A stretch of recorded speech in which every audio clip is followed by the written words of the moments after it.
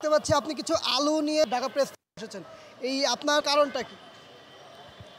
দেখেন, আমরা কৃষক, এবছর সারের দাম বেশি, বীজের দাম বেশি, সরকার বিদ্যুতের মূল্য বেশি করার কারণে সেচের দাম বেশি, তেলের দাম বাড়তির কারণে আমাদের আলুর উৎপাদন খরচ প্রায় 21 টাকা পর্যন্ত হয়ে গেছে।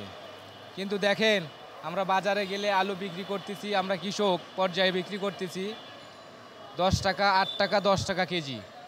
যার কারণে আমাদের প্রতি কেজিতে লোকসান হচ্ছে 12 থেকে 13 টাকা।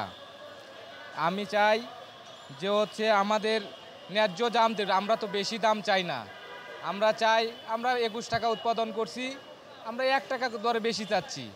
22 টাকা 23 টাকা হলে আমাদের হয়। কিন্তু দেখেন, আমাদের যেখানে 1 টাকা 2 টাকা লাভ করতেই কষ্ট হয়ে যাচ্ছে, সেখানে আমরা লোকসান করতেছি 1 কেজি আলুর উপরে 13 টাকা 12 টাকা। আমি আমার এই আলুর ন্যায্য মূল্য চাই। আর সরকার, আমি যে ন্যায্য মূল্য চাই, আমি যে এই যে 7 লক্ষ টাকা বিনিয়োগ করে 5 লক্ষ টাকা সরকারের কাছে আপনার ন্যায্য মূল্য আপনি মানে আলুর ম্যাক্সিমাম রেটটা আপনি কত আপনার ন্যায্য মূল্য আশা করেন? ম্যাক্সিমাম মূল্যে বলতে আমরা কৃষক উৎপাদন করি 21 টাকা, আমরা যেন 22-23 টাকা পাই, এর বেশি আমরা এক লাভ হলেই আমরা একটু ডাল ভাত খেয়ে বেঁধে থাকতে পারি।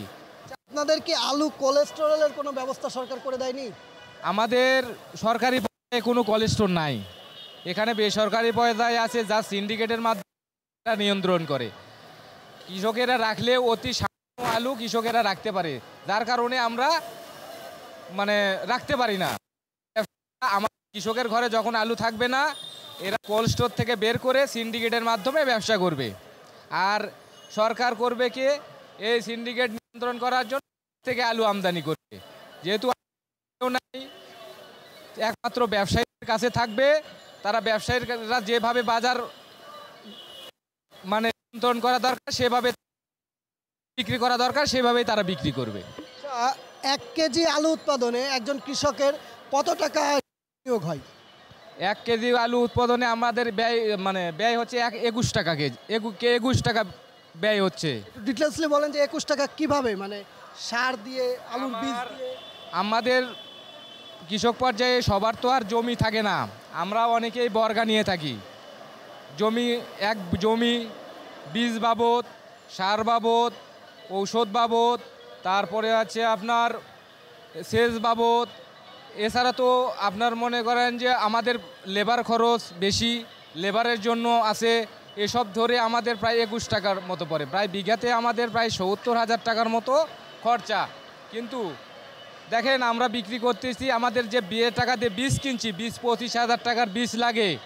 আসলে এখন আমাদের 1 বিঘা জমিতে 20-25 হাজার টাকার বীজ কেনার যে টাকাটা আমরা ইনভেস্ট করছি, এই বীজ কেনার টাকাটা উঠতেছে, বাদ বাকি থাকলো লেবার খরচ, সেচ খরচ, চাষ খরচ, তারপরে আপনার এই যে জমি লিজ নেওয়া, এসব টাকা, আমার সার কেনা, সব টাকা আমাদের জলে চলে গেছে। এখন শুধু আমরা যে টাকা দিয়ে বীজ কিনছি, সেই টাকাটা পাচ্ছি।